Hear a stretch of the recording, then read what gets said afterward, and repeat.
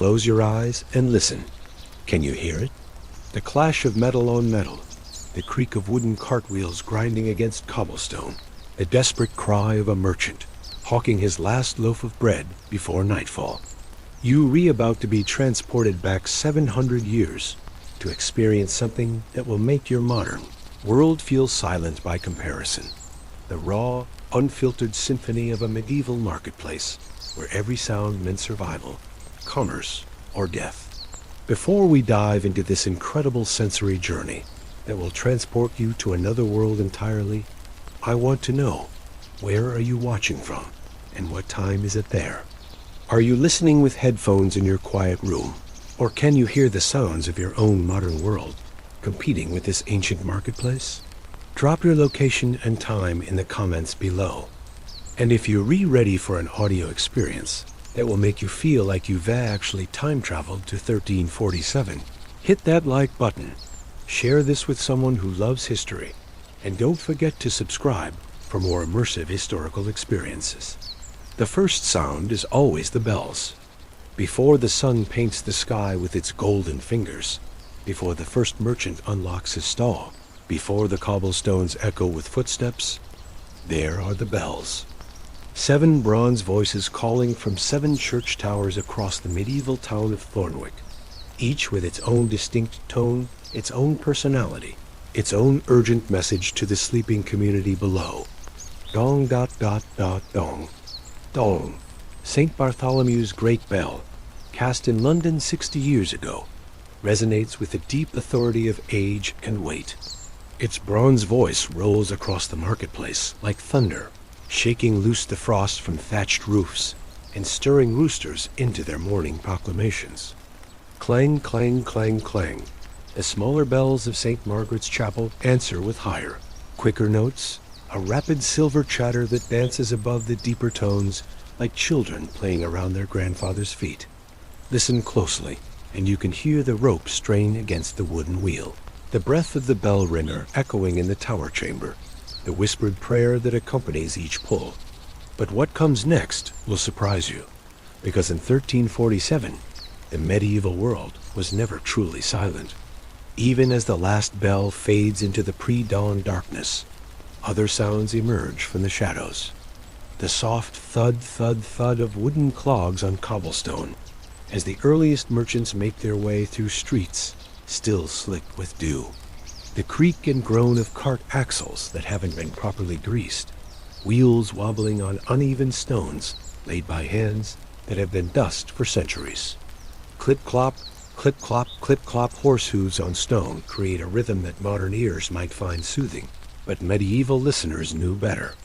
They could distinguish between the confident gait of a well-fed destrier carrying a knight and the weary plodding of a farmer, his nag, pulling a cart loaded with turnips and anxiety. They could hear exhaustion in a horse's breathing, lameness in an irregular step, wealth or poverty in the quality of iron shoes striking stone. And then, the first human voices of the day. "Ho there, Willem? Your oven's burning bright this morning?" The baker's response carries across the empty marketplace, his voice rough with sleep, but warm with the camaraderie of men who've shared the same struggle for decades. "Aye, Master Aldrich. Bread'll be ready within the hour. Save me the silver from that silk you're hawking." Can you hear the friendship in those voices? The easy familiarity of men who've known each other since childhood, who've weathered plagues and famines and harsh winters together? This is a world where your neighbors aren't just people who happen to live nearby. They're your survival network, your early warning system, your lifeline when disaster strikes. Scrape dot dot dot, scrape dot dot dot, scrape dot dot. The distinctive sound of wooden shutters being pulled back from shop windows. Each shutter has its own voice. Some squeal on hinges that haven't seen oil in months. Others glide smoothly on wood worn smooth by countless openings. Listen to the rhythm and you can map the marketplace. The baker's shutters first. He rises before dawn to start his fires. Then the blacksmith, early to bank his forge. Then the gradual awakening of merchants whose trades depend on daylight. Whoosh dot dot crackle. Dot dot dot dot pop dot dot. Fire sounds different in the medieval world. Without gas or electricity, every flame is personal, individual, crafted by human hands from kindling and patience. Willem's bakery ovens roar to life with a sound like a dragon's breathing, the rush of air feeding flames, the sharp crack of dry wood catching fire, the subtle pop and hiss of sap boiling out of logs. But listen more carefully. Can you hear the baker's breathing as he blows on the coals? The soft curse when a spark nearly catches his sleeve? The satisfied grunt when the flames take hold properly? These are the sounds of a man whose survival depends on his ability to coax fire from stubborn materials, day after day, year after year. The sun hasn't even appeared yet, and already the medieval marketplace is alive with purpose and sound. But what you are rehearing now is just the quiet prelude to the symphony that's about to begin. Because in 15 minutes, when the church bells ring prime and the official market day begins this peaceful morning, soundscape will explode into something that would overwhelm modern senses, a cacophony of voices and activities that would make Times Square seem like a library. Are you ready for the real medieval marketplace to awaken? Clang, clang, clang. The prime bell shatters the gentle morning quiet like a stone thrown through glass. But this isn't just a call to prayer. It's the official opening bell for Thornwick's market day, and the response is immediate and overwhelming. Crash.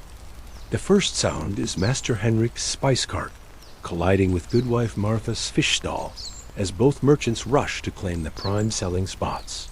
The wooden wheels of Henrik's cart splinter against Martha's sturdy oak counter, sending small clay jars of precious saffron and cinnamon rolling across the cobblestones with tiny ceramic tinks and clatters.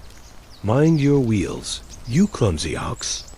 Martha's voice cuts through the morning air with the authority of a woman who's been selling fish in this marketplace for 30 years. You've scattered my best herring. But Henrik is already shouting back, his voice carrying the slight accent of his northern homeland. Your fish smell worse than my ox, woman. Move that stinking stall away from decent merchandise. And with that exchange, the medieval marketplace erupts into full life. Thud dash thud dash thud dash thud thud. Dozen carts arrive simultaneously, their wooden wheels pounding against stone in an irregular percussion that would challenge any modern drummer. But listen to the subtle differences. The light, quick rhythm of a cart pulled by a single donkey carrying pottery. The heavy, ponderous beat of an ox-drawn wagon loaded with iron tools. The nervous skittering sound of a horse-drawn cart whose driver is late and desperate to find a selling space. Fresh bread. Hot bread, still warm from the oven. Willem's voice rises above the mechanical sounds, pitched at exactly the volume and tone that 40 years of experience has taught him will carry to every corner of the marketplace without straining his throat. But he's not alone. Within seconds, a dozen other voices join the commercial chorus. Silver pins, needles sharp as daggers, turnips and parsnips, pulled fresh this morning. Ale, cool ale, best in 3 counties. Clothes, fine clothes from London. If you think this sounds chaotic, you're only hearing the beginning. Because medieval merchants didn't just call out their wares, they performed them.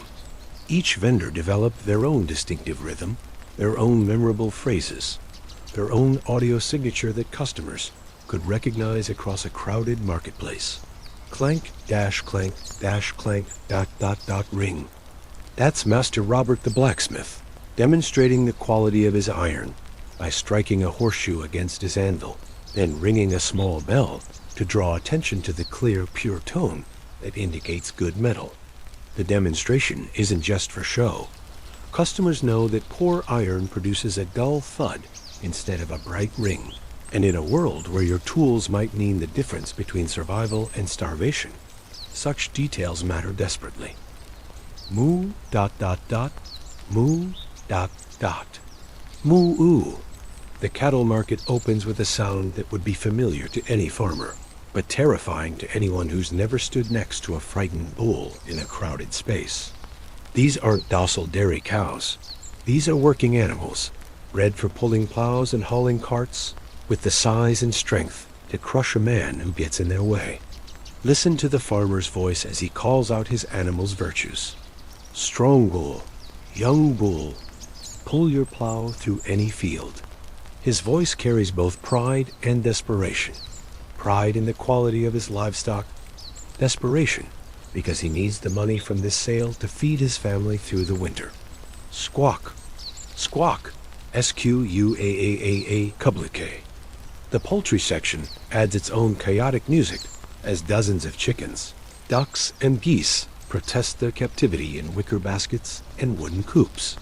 But experienced buyers can hear the difference between healthy birds and sick ones, between laying hens and birds destined for the pot, between young fowl and tough old roosters that would require hours of cooking to become edible. Eggs, fresh eggs, still warm from the nest. Goodwife Ellen's voice carries a special urgency because eggs don't keep well, especially in warm weather. Listen to how she emphasizes the word warm. In a world without refrigeration, the temperature of an egg when it is sold can determine whether it is still good by the time it reaches the customer's table. But now, listen beneath all these commercial voices to the sounds that reveal the medieval world's harsh realities. Cough, ... cough, ... cough. That persistent coughing comes from Master John the Tanner, whose lungs have been damaged by years of breathing the toxic fumes from his leather-working chemicals. In 1347, occupational safety didn't exist.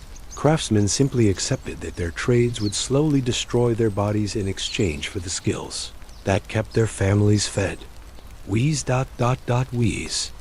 The labored breathing belongs to old William the Porter, who carries heavy loads for merchants too poor to afford carts. His back is permanently bent from decades of hauling grain sacks and wool bales, and every breath sounds like it might be his last. But he's here every market day because the alternative to this dangerous, body-destroying work is starvation. Clink ... clink ... clink.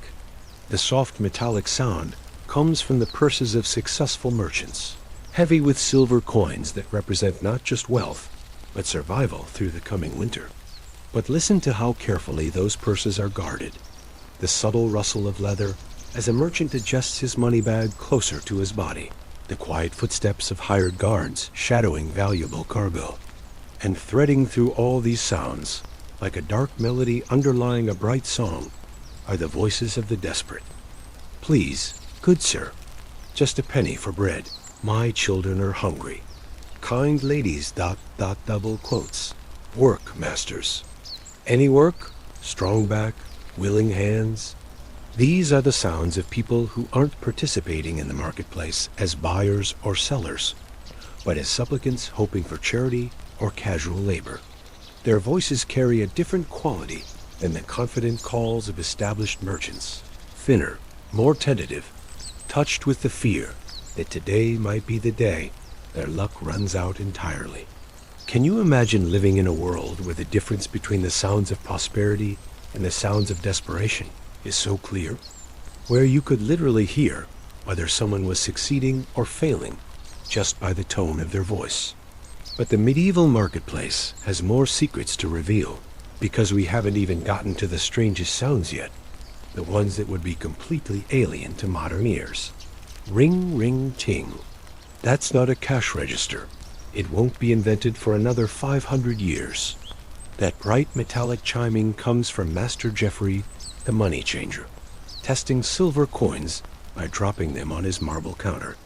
Each coin produces a slightly different note depending on its silver content, and Geoffrey's trained ear can detect counterfeit currency faster than any modern machine. Listen to his technique. Ting ... pause ... ting dash, ting ... pause ... Clang. The first two coins ring true. Good silver, proper weight, authentic design. The third coin produces a duller sound that immediately alerts Geoffrey to trouble.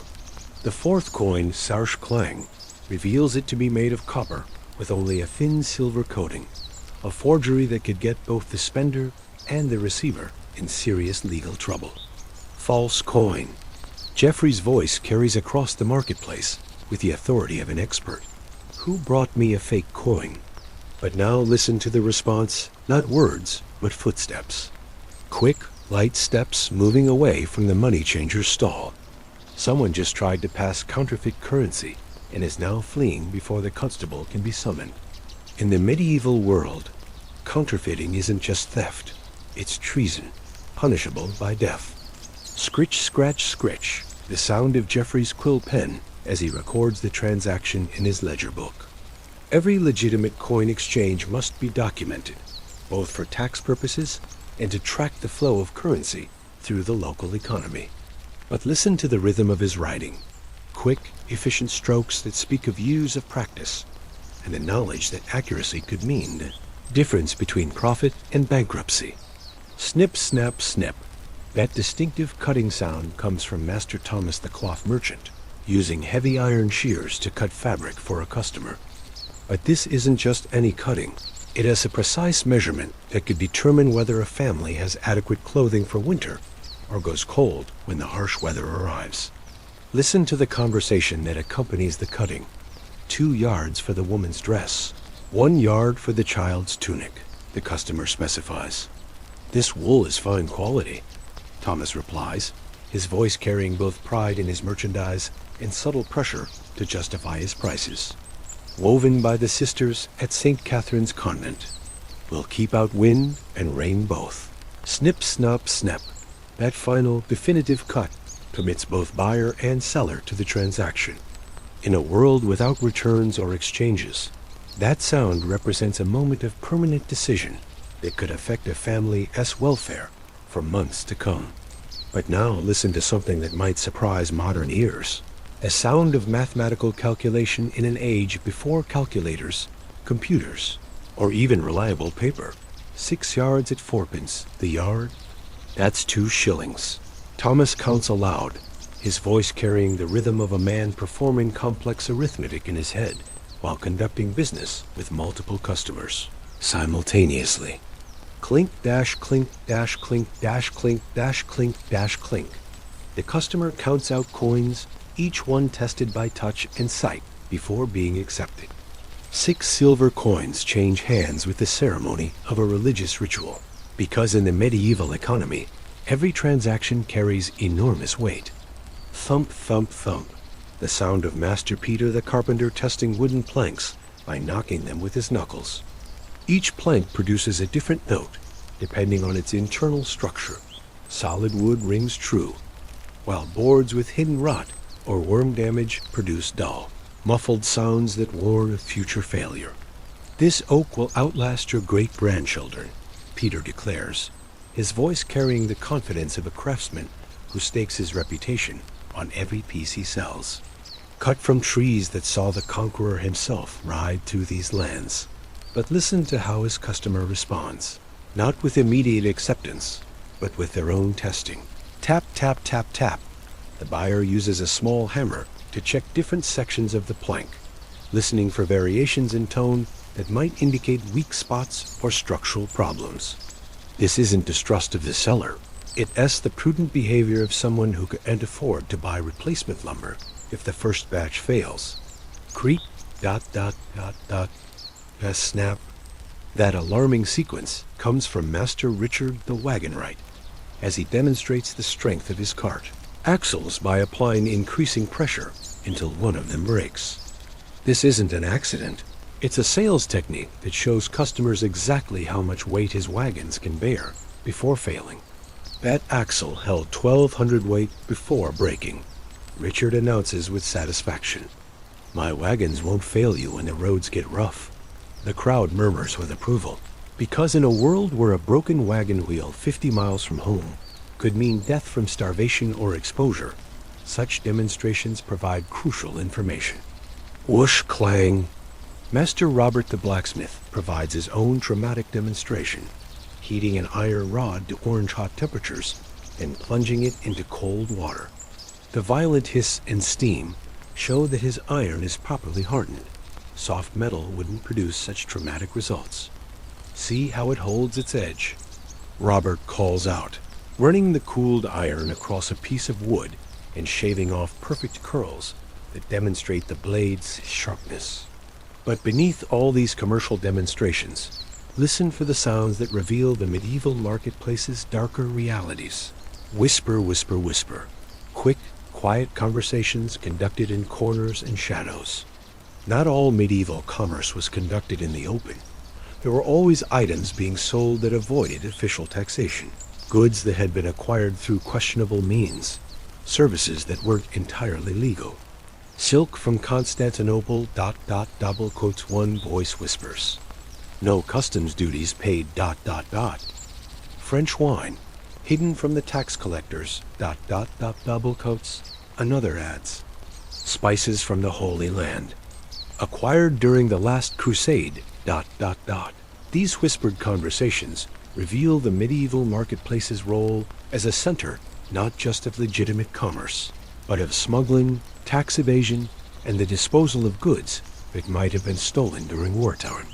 Scratch, scratch, scratch, the sound of the tax collector's quill pen as he records transactions for the king's revenue agents. Every major purchase is noted, every merchant's income tracked, every transaction that exceeds a certain threshold documented for later collection of duties and fees. But listen to how merchants respond to this official scrutiny. Their voices become more guarded, their transactions more discreet, their conversations peppered with coded language designed to minimize their apparent profits. Sold at a loss. Master tax collector, double quotes. Barely breaking, even with these prices, Hard times. Hard times for honest merchants, double quotes. The medieval marketplace was a place where every sound carried multiple meanings, where skilled listeners could detect not just what was being said, but what was being concealed, what was being exaggerated, and what was being left entirely unspoken. Can you hear the complexity beneath the apparent chaos? The intricate web of relationships, obligations, and hidden agendas that connected every voice in this ancient commercial symphony? But we're still only scratching the surface of the medieval marketplace's acoustic landscape. Wait until you hear what happens when things go wrong, crash. The wooden stall collapses in a shower of splinters and flying merchandise as two merchants' argument escalates into physical violence. What started as a dispute over selling territory has suddenly become a brawl that threatens to engulf half the marketplace in chaos. You dare sell fish next to my bread stand? Willem the baker's voice carries a fury that shocks anyone who knows his usually gentle disposition. The smell drives away my customers. I've sold fish in this spot for 20 years. Goodwife Martha fires back, her voice rising to a pitch that makes dogs howl and children cry. Before you were even apprenticed to a baker. Thud, smack, thud. The sounds of physical combat in the medieval marketplace are immediate and brutal. These aren't the choreographed fights of modern movies. They're desperate, clumsy struggles between people whose livelihoods are at stake. Willem swings a wooden paddle used for removing bread from ovens. Martha wields an iron-gutting knife, still slick with fish scales. But listen to what happens next, because it reveals something crucial about medieval society. Clang, clang, clang. The marketplace bell. Not a church bell, but the civic bell that signals emergencies and calls for official intervention.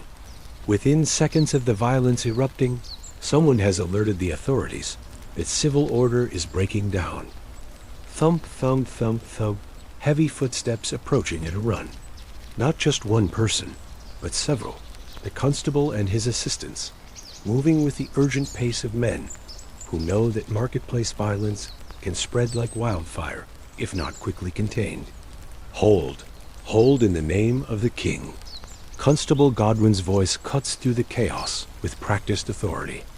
He's dealt with marketplace disputes hundreds of times, and his tone carries both the weight of law and the promise of swift punishment for anyone who doesn't immediately comply. Clatter, clang, thud, the sounds of weapons being dropped and combatants separating. In medieval society, defying legal authority isn't just rebellion, it's potential treason, punishable by imprisonment, fines that could bankrupt a family, or even death in extreme cases. But listen to what the crowd does during this confrontation. The sounds they make reveal something fascinating about medieval social dynamics. Murmur, murmur, murmur, murmur. Not silence, but intense discussion. Every witness is immediately analyzing what they've seen, determining what testimony they might be called to give, calculating how this dispute might affect their own business relationships. Saw Willem throw the first blow, ... Martha had a knife. She did ... double quotes. Been building this for months ... Territory dispute. Nothing more. These aren't just idle observations. They're potential legal testimony that could determine the outcome of any formal proceedings. In a world without security cameras or official investigators, witness accounts are the primary source of evidence for resolving disputes. Scratch Constable Godwin's clerk documents the incident, his quill pen moving rapidly across parchment as he records names, accusations, witness statements, and property damage. This written record will determine fines, punishments, and legal precedents that could affect marketplace operations for years to come. But now listen to a sound that might surprise you. Laughter. Chuckle, chuckle. Despite the violence and legal drama, several merchants are actually amused by the conflict. Not because they're cruel, but because marketplace disputes are entertainment in a world with limited recreational options. A good fight breaks the monotony of daily commerce and provides stories that will be retold for months. Did you see Willem swing that paddle? One merchant chortles, like he was trying to remove Martha from an oven, and Martha with that knife looked like she was gutting the biggest fish she'd ever caught. This casual attitude toward violence might shock modern sensibilities, but in medieval society, physical disputes were often considered normal methods of resolving commercial conflicts.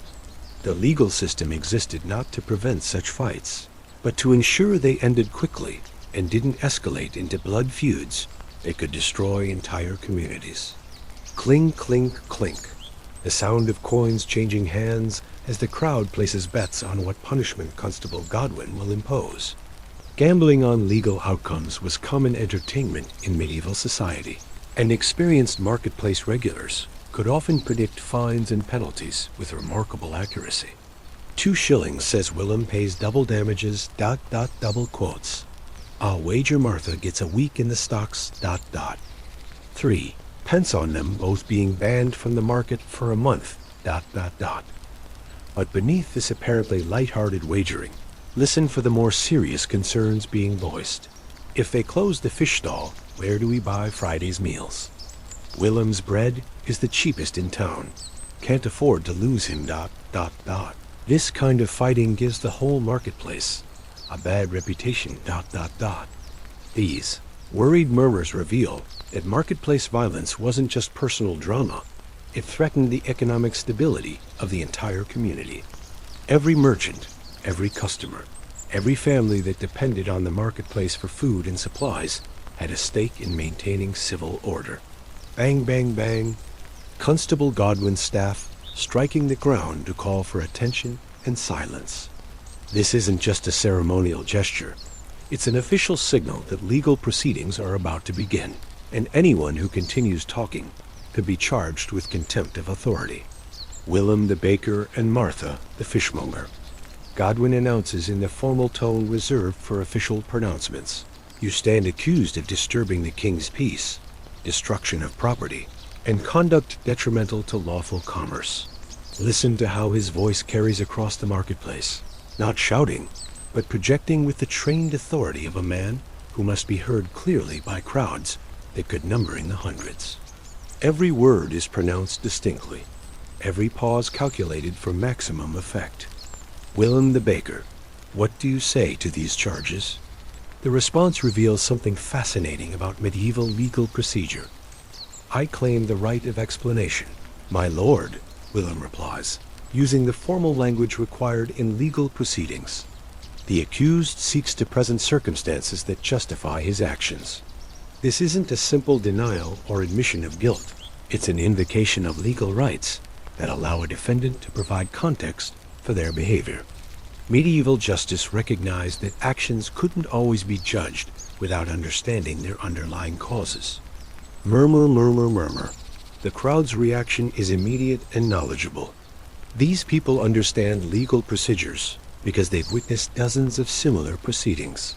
They can predict what arguments each side will present, what evidence might be relevant, what punishments are likely to be imposed. But what comes next will surprise anyone who thinks medieval justice was primitive or arbitrary. Call forward all witnesses to this dispute. Constable Godwin commands. Let each speak their truth before God and King. Shuffle, shuffle, shuffle. The sound of multiple people moving forward. Not just one or two witnesses, but nearly a dozen marketplace regulars who observed the fight from different angles and can provide various perspectives on what happened. Each witness must swear an oath before testifying, and listen to the words they use. By God's holy blood and the King's sacred crown, I swear to speak only the truth, ... These aren't empty formulas. They're binding religious and legal commitments that could result in eternal damnation or royal punishment if violated. Medieval witnesses took their obligations seriously because the consequences of perjury were both supernatural and immediate. The first witness steps forward, and their testimony reveals just how complex even a simple marketplace fight could become. Saw Willem's customer complained about the fish smell, making the bread taste strange ... Heard Martha say Willem's ovens were smoking up her fresh fish ... Not them argue for nearly an hour before blows were struck ... double quotes. Willem threw first, but Martha drew steel first ... Each testimony adds another layer of complexity to what seemed like a straightforward dispute. Questions of provocation, escalation, self-defense, and property rights all become relevant to determining appropriate punishment. Scratch, scratch, scratch. The clerk's pen worked furiously to record every word of testimony, because these proceedings will be reviewed by higher authorities and it set precedents for future marketplace disputes. But listen to what's happening in the background while the official proceedings continue. Whisper, whisper, whisper. Quiet negotiations between the disputant's friends and allies, attempting to reach a private settlement that might satisfy both parties without the need for official punishment. Medieval society preferred mediation to litigation whenever possible, because legal proceedings were expensive and could create lasting enmities that damaged community relationships. Willem could pay for the damaged fish ... Martha could move her stall 3 spaces away from the bakery ... Both could contribute to the church's charity fund as penance ... These whispered conversations reveal the medieval marketplace's sophisticated system of conflict resolution, formal legal procedures, operating alongside informal community pressure to reach practical solutions that restored harmony without destroying anyone's livelihood. Can you hear how every sound in this scene serves multiple purposes? The official voices maintaining legal order, the crowd providing social pressure, the witnesses establishing facts, the negotiators seeking compromise? This is a community managing conflict through layers of formal and informal systems that modern society has largely forgotten. But the most revealing sounds are yet to come, because you haven't heard what medieval justice actually sounds like when it's being dispensed. Slurp, slurp, ... Slurp. The sounds of medieval eating would shock modern dinner guests. Master Aldrich the silk merchant devours his midday pottage, a thick stew of grain, vegetables, and whatever meat he can afford, directly from a wooden bowl held close to his face. No utensils except his eating knife and a piece of bread for scooping. Slurping isn't bad manners. It's the most efficient way to consume hot food before it gets cold in the drafty marketplace. Listen to the conversations that accompany these meal sounds. Good pottage today, Aldrich? Aye, good wife Ellen knows her seasonings. A bit of sage, a bit of thyme, makes even turnip taste like meat. Burp. A loud, satisfied belch that in medieval society signals appreciation for the meal and the cook who prepared it. What modern etiquette considers rude, medieval culture regards as a compliment. But listen beneath these eating sounds for something that reveals the harsh realities of medieval nutrition. Crunch dot dot. Crunch dot dot dot crack. That's not just someone biting into crispy bread. It is the sound of people eating grain that still contains fragments of the stones used to grind it. Medieval flour wasn't sifted as carefully as modern flour, and every meal included inadvertent consumption of grit, dust, and mineral fragments that gradually wore down teeth and sometimes cracked them entirely. Spit, the sound of someone discreetly spitting out a piece of stone or a bit of grain that has gone bad.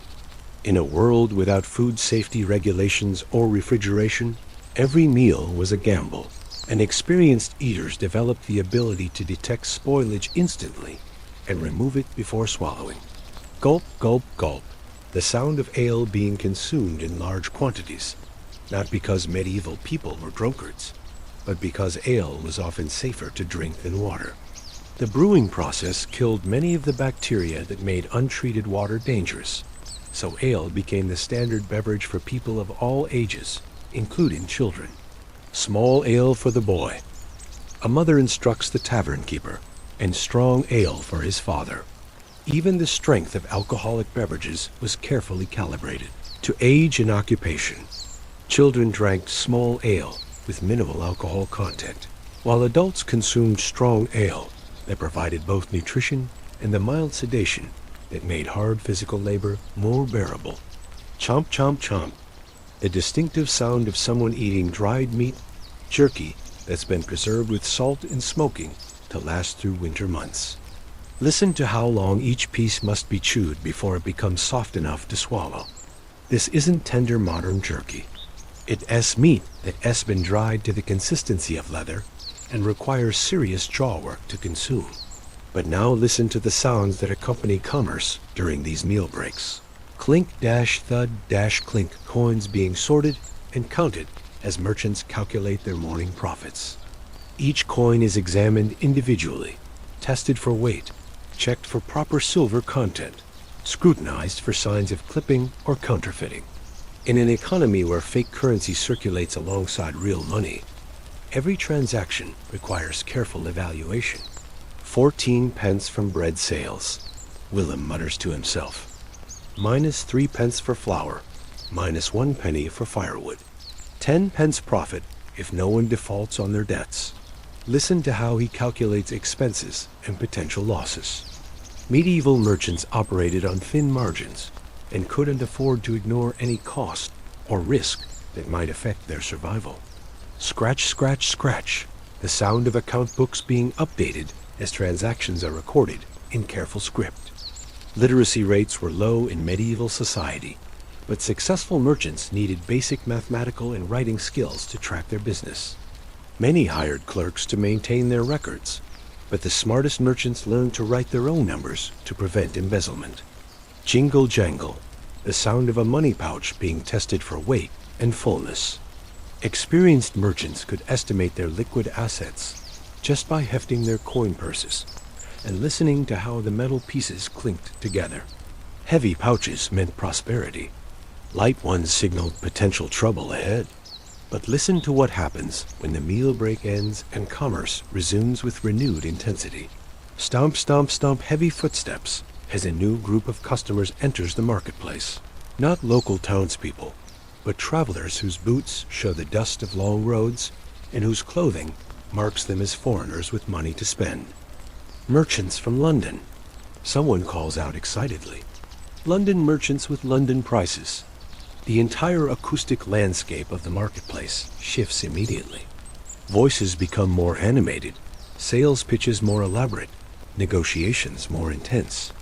Foreign merchants represent both opportunity and competition.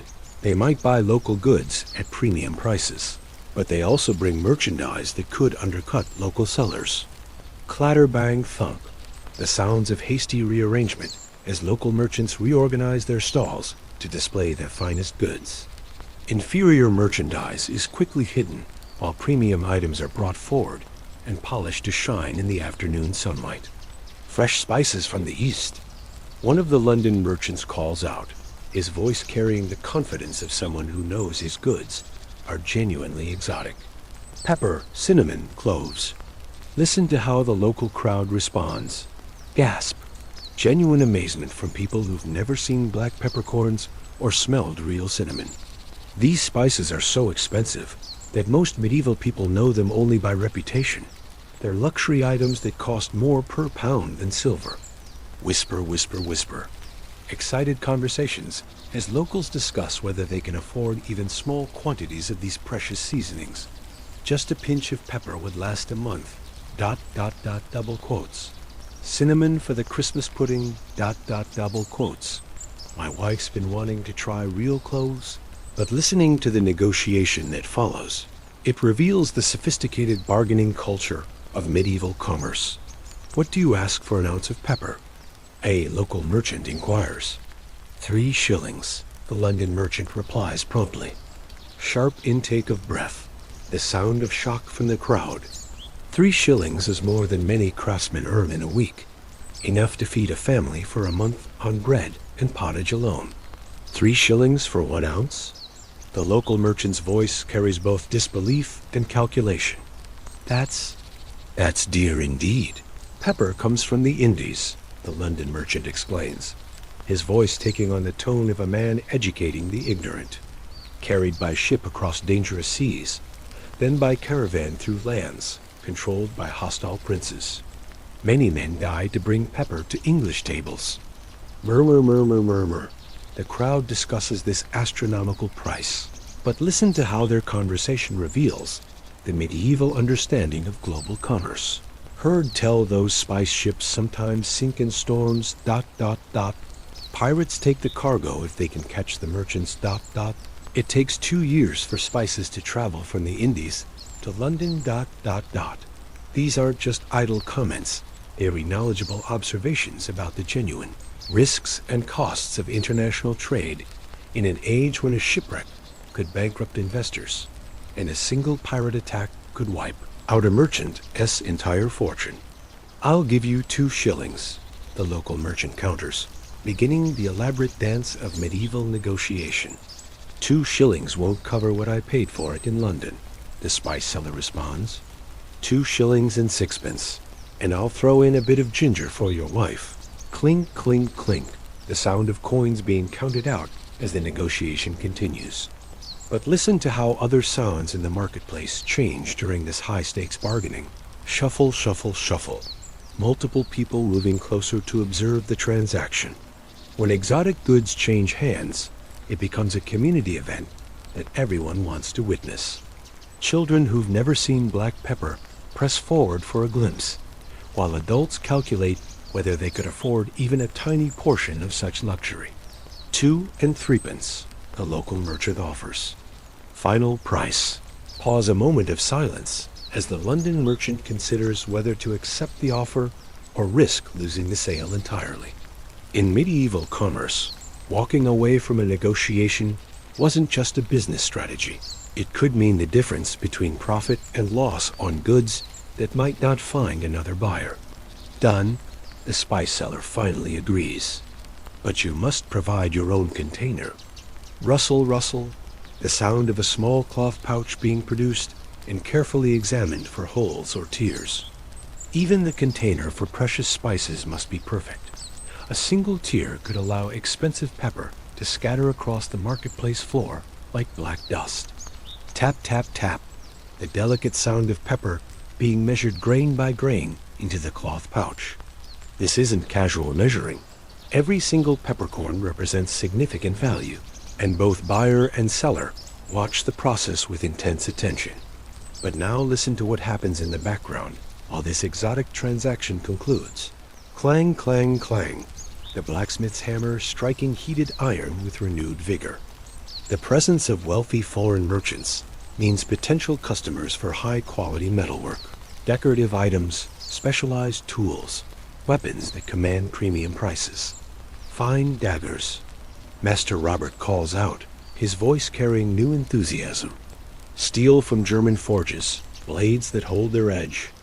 Ring, ring, ring, the sound of steel being tested by striking it against other metal. A demonstration that draws the London merchant's attention immediately. Weapons were both practical tools and status symbols, and successful merchants often invested in high-quality blades that served as both protection and displays of wealth. Stomp, stomp, clang, a completely different sound now. Not the rhythmic pounding of metalwork, but the urgent striking of the monastery bell. This isn't a call to prayer. It's the warning signal that means trouble is approaching the town. Thud, thud, thud. The sound of running feet as people react to the alarm bell. But listen to how different groups respond differently. Crash, bang, clatter. Local merchants quickly secured their most valuable goods, closing strong boxes, hiding money pouches. When trouble approaches a medieval marketplace, theft and robbery often follow in its wake. Jangle, clank, jangle. The foreign merchants gather their weapons and check their armor. Traveling merchants in the medieval world were always prepared for violence. Bandits, rival traders, or local disputes that could suddenly turn dangerous. What news? Constable Godwin's voice calls out as he arrives at a run. What signals the alarm? Gasp, wheeze, gasp, the breathless response from Brother Marcus, who's run from the monastery with urgent news. Raiders, spotted on the south road, maybe 20 men. Armed and mounted ... Sharp intake of breath from the crowd, the sound of collective fear. Armed raiders could mean anything from simple bandits seeking quick plunder to organized military forces engaged in the ongoing conflicts that plagued medieval England. Either way, the marketplace and everyone in it could be in mortal danger. How far? Godwin demands. Perhaps an hour's ride? Brother Marcus gasps. Maybe less if they're pushing their horses hard. Clang, clang, clang. The constable immediately begins ringing the civic alarm bell, a different pattern than the monastery bell, signaling specific instructions to the townspeople. 3 quick rings. Gather weapons. 2 long rings. Secure valuables. 1 continuous ring. Prepare for siege. Listen to how the marketplace transforms in response to these signals. Crash, bang, clatter stalls being hastily dismantled. Goods loaded onto carts. Money changed from display coins to hidden emergency funds. A medieval marketplace could be completely packed up and relocated within an hour if necessary. Survival often depended on mobility. May Winnie stomp horses being prepared for rapid departure. The smartest merchants maintained fast horses and light carts specifically for emergency evacuations, knowing that staying to defend their goods might mean losing their lives. Clink, clink, slam. The sounds of the money changer securing his most precious assets, not just coins, but the scales, weights, and testing equipment that represented his entire livelihood. Master Geoffrey's trained ear and specialized tools were worth more than gold to someone in his profession. But listen to the sounds that reveal not just fear, but medieval community solidarity. Martha! Martha! Load your fish in my cart. Willem, bring your flour. We'll share space. Anyone with valuables. A monastery has strong walls. These aren't just individual voices. They're the sound of a community banding together against external threats. Medieval society might be hierarchical and competitive, but when danger approached, survival often depended on mutual cooperation. Creak, groan, thump, as sounds of the town's defensive preparations. Heavy wooden beams being moved to barricade gates, iron spikes being set in roadways to lame raiders' horses, archers taking positions on rooftops and walls. Women and children to the church, Constable Godwin commands. Men with weapons form companies. Merchants with carts evacuate south through Miller's Lane. Listen to how his voice carries complete authority despite his youth. In moments of crisis, medieval society's rigid hierarchy provided clear chains of command that everyone understood and obeyed without question. Thunder, thunder, thunder. Not a storm, the sound of approaching hoofbeats. Multiple horses moving at speed, their iron shoes striking stone and earth with the rhythm that means armed men riding hard toward the town. The raiders are almost here. Gasp, sob, gasp. The sounds of genuine fear from people who know that the next few hours might determine whether they live or die, whether their life's work survives or burns, whether their families remain intact or are scattered to the winds. But listen to what comes next, because medieval people facing mortal danger didn't just panic and flee. They made sounds that revealed centuries of experience dealing with violence and catastrophe. Sing, song, sing, the voice of Father Benedict leading a prayer that rises above all the chaos and fear. Ave Maria, gratia plena, Dominus tecum ... And incredibly, other voices join in. Benedicta tu in nulier ibus ... Et benedictus fructus ventris tu I ... Sancta Maria, Mater Dei I ... Sancta Maria, Mater Dei I ... And incredibly, other voices join in. Benedicta Dei avios I benedis. Can you hear it? In the face of approaching violence and possible death, an entire community joins together in prayer, their voices rising in ancient Latin words that connect them to something larger than their individual fear. This is the sound of medieval faith, not just personal belief, but collective spiritual strength that transforms individual terror into communal courage. The raiders are almost at the gates now. You can hear their war cries, the jangle of their weapons, the harsh breathing of their battle-hardened horses.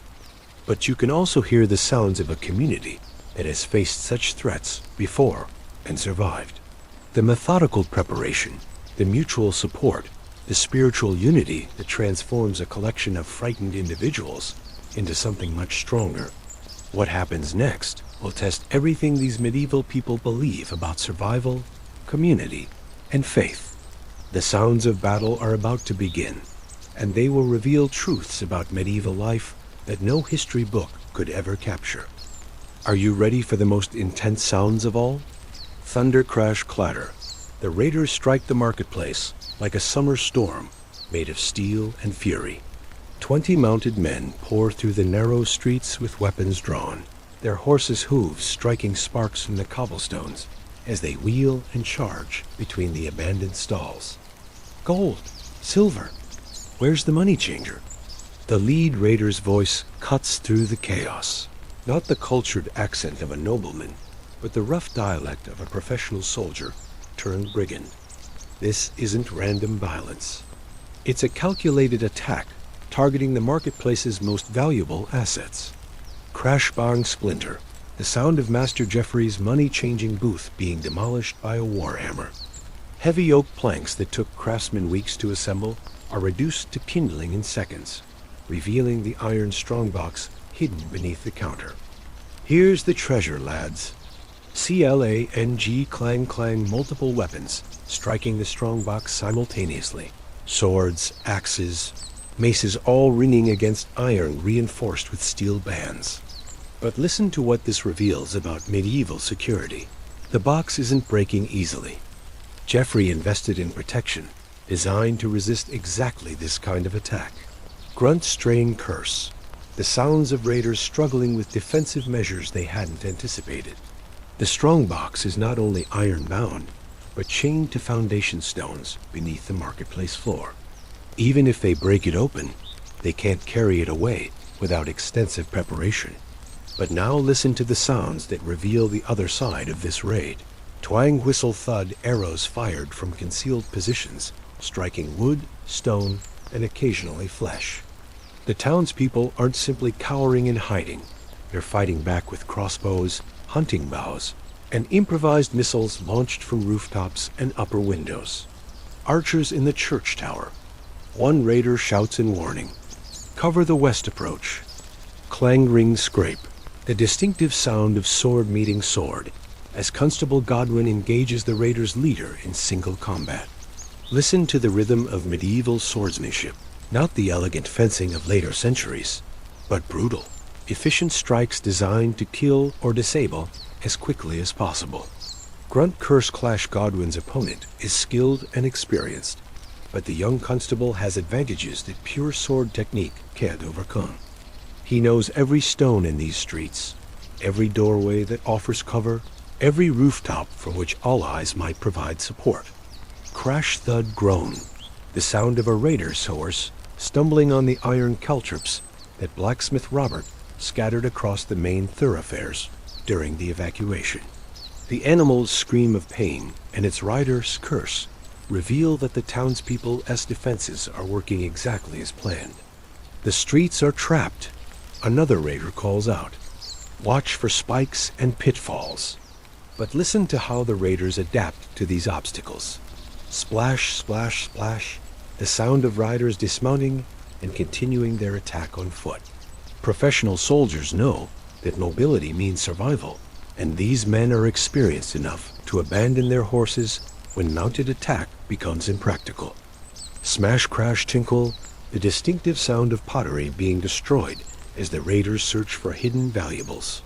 Medieval merchants often concealed money and small precious items in ordinary clay vessels, hoping that thieves would overlook such common containers. Nothing but pots and pans. One frustrated raider snarls, "Where's the real treasure?" Whistle, call, whistle. A complex series of bird calls, not from actual birds, but from townspeople using coded signals to coordinate their resistance. Each whistle pattern conveys specific information: enemy positions, friendly movements, casualties, tactical changes. Listen to how these signals create an invisible network of communication that allows scattered defenders to function as a coordinated force. Tweet, tweet, warble equals raiders moving toward the church. Trill, whistle, trill equals archers needed at north wall. Long whistle short equals civilians evacuating through south gate. They read talking to each other. The raiders' leader realizes with growing frustration. Cut down anyone you hear making bird sounds. Twang, whistle, scream. An arrow finds its mark, and one of the raiders falls clutching his shoulder.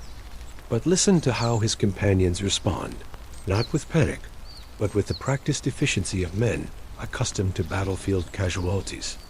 Patch him up and get him mounted. We're not leaving anyone behind. Rip, tie, grunt. The sounds of field medicine as the wounded raider's injury is quickly bandaged with strips torn from clothing. Medieval warriors couldn't afford lengthy medical treatment during combat, but they knew basic techniques for stopping bleeding and preventing shock. Crash, boom, rumble, a completely different sound now. Not weapons or voices, but the deep rumble of something massive moving toward the marketplace. Listen to how both raiders and defenders react. What in God's name is that? Sounds like a building falling. ... double quotes. No, that's too regular. Too purposeful ... Boom, boom, boom, the rhythmic pounding grows closer. And suddenly everyone in the marketplace understands what they're hearing. A battering ram. But not one carried by the raiders. This ram is being operated by reinforcements arriving to help defend the town. Lord Edmund's men. Someone shouts from the church tower. Lord Edmund approaches with a full company. Listen to how this news transforms the acoustic landscape of the battle. Cheer, cheer, hooray. The sound of hope returning to voices that had been tight with fear moments before. Lord Edmund is the regional lord whose responsibility includes protecting Thornwick from exactly this kind of attack. Curse, spit, curse. The raiders' leader recognizes that his quick strike has become a potentially disastrous trap. Professional brigands survive by avoiding fights they can't win, and facing a lord's trained soldiers would be suicide. Gather what you can and withdraw, he commands. Leave the strongbox. It's too heavy to move quickly. Jangle, clatter, thump. The sounds of hasty retreat as raiders grab whatever portable valuables they can find and prepare to flee before Lord Edmund's reinforcements arrive. Listen to how desperation changes their behavior. Slash rip stuff. Instead of carefully opening containers, they're simply slashing open grain sacks and cloth bundles, looking for hidden coins or jewelry. Speed now matters more than thorough searching. Nay, whinny stomp. Their horses, trained for quick escapes, are already nervous and ready to run. Medieval war horses were selected as much for speed and endurance as for strength, because cavalry that couldn't retreat quickly didn't survive long. But listen to the sound that reveals how close this battle has come to disaster. Crack, crash, plash, the sound of Willem's bakery oven collapsing as a raider's torch sets the building ablaze. Fire is the medieval town's greatest fear. Worse than raiders, worse than plague, worse than any natural disaster. Buildings packed closely together and constructed primarily of wood, and thatch can turn an entire community into an inferno within minutes. Fire! Fire in the bakery! Clang, clang, clang, the fire bell. A different pattern than the raid alarm, summoning everyone who can carry water or operate firefighting equipment. Even in the middle of a battle, fire takes precedence over everything else. Slosh, splash, hiss, the sound of water being thrown onto flames, but listen to how inadequate it sounds. Medieval firefighting consisted mainly of bucket brigades and prayers. There were no fire engines, no pressurized hoses, no professional firefighters trained in modern techniques. Crackle, roar, pop, the fire spreads faster than the water can contain it. Each pop and crack represents more of Willem's livelihood being consumed, more of the marketplace's infrastructure being destroyed, more of the community's economic foundation going up in smoke. Thunder, thud, crash. Lord Edmund's battering ram finally breaks through whatever obstacle was delaying his approach, and suddenly the marketplace fills with a new sound. Charge! The battle cry of trained soldiers moving in formation, their weapons and armor creating a rhythmic clank and clash that is completely different from the chaotic sounds of the raiders' individualistic fighting. Pound, pound, pound, heavy footsteps moving in unison. Not the scattered running of individual fighters, but the coordinated advance of professional warriors who've drilled together until they move like a single organism. Listen to how the raiders respond to this overwhelming force. Run! Run! No more organized retreat, no more attempts to carry away plunder. This is simple panic, as men who moments ago were confident attackers suddenly find themselves vastly outnumbered and outmaneuvered. Gallop, gallop, fade, the sound of horses being driven at maximum speed away from the marketplace, their hoofbeats gradually diminishing as the distance between raiders and pursuers increases. But the most important sound comes next: silence. For the first time in over an hour, the marketplace is quiet, except for the crackling of Willem's burning bakery and the heavy breathing of exhausted combatants. Then, gradually, other sounds emerge. Sob, sob, sob, the sound of relief, fear, and loss all mixed together as people begin to comprehend what they've survived and what they've lost. Groan, curse, groan. The wounded on both sides are receiving attention now that the immediate danger is past. Medieval battles always left casualties, and the sounds of pain were as much a part of combat's aftermath as the sounds of violence were part of the fighting itself. Creak, splash, hiss, the continuing efforts to save what's left of Willem's bakery, though everyone can see that the building is beyond saving. The question now is whether the fire can be contained before it spreads to other structures. God's mercy, Lord Edmund's voice carries across the marketplace as he surveys the damage. How many casualties? 3 wounded townsmen, 1 dead raider, Constable Godwin reports. Could have been much worse, my lord. The defensive preparations worked as planned. Listen to the sound of medieval resilience and Lord Edmund's response. Gather the guild masters. We'll assess the damage and begin rebuilding immediately. These brigands won't drive honest merchants away from their lawful trade. And then, something that might surprise modern listeners, the sound of laughter. Chuckle, chuckle. Not cool laughter, but the release of tension that comes when people realize they've survived something that could easily have killed them all. Willem, standing beside the ruins of his life's work, actually laughs as he surveys the destruction. Well, he says, I suppose I'll be learning the roof thatcher's trade after all. This is the sound of medieval resilience, the ability to find humor even in disaster, to begin planning for the future, even while surveying the wreckage of the past. But there's one more sound that reveals the deepest truth about medieval community life. Clink, clink, clink, the sound of coins being contributed to a collection for Willem's rebuilding fund. Without being asked, without any formal organization, his fellow merchants and customers are already providing the money he'll need to start over. Here's towards new ovens, Willem. This is for your roof timber, and this for the first load of flour. Can you hear what this represents? In a world without insurance companies, without government disaster relief, without social safety nets of any kind, the only protection against catastrophe was the voluntary generosity of your community. The sounds of the medieval marketplace are returning to normal now. Voices calling out goods for sale, coins changing hands, wheels creaking across cobblestones. But they're different sounds than you heard at the beginning of this story, because they coming from people who have been tested by fire and violence and found reserves of courage, cooperation, and resilience they might not have known they possessed. The medieval marketplace wasn't just a place where people bought and sold goods. It was the heart of a community that knew how to face danger together, how to rebuild after disaster, and how to find hope even in the darkest moments. These are the sounds that built civilization, not the grand pronouncements of kings and nobles, but the everyday voices of ordinary people choosing to help each other survive and prosper against overwhelming odds. What did you think of this journey back in time? Could you hear the complexity, the danger, the community spirit that defined medieval life? Let me know in the comments which sound surprised you the most. And don't forget to subscribe for more immersive historical experiences that will transport you to worlds you never imagined.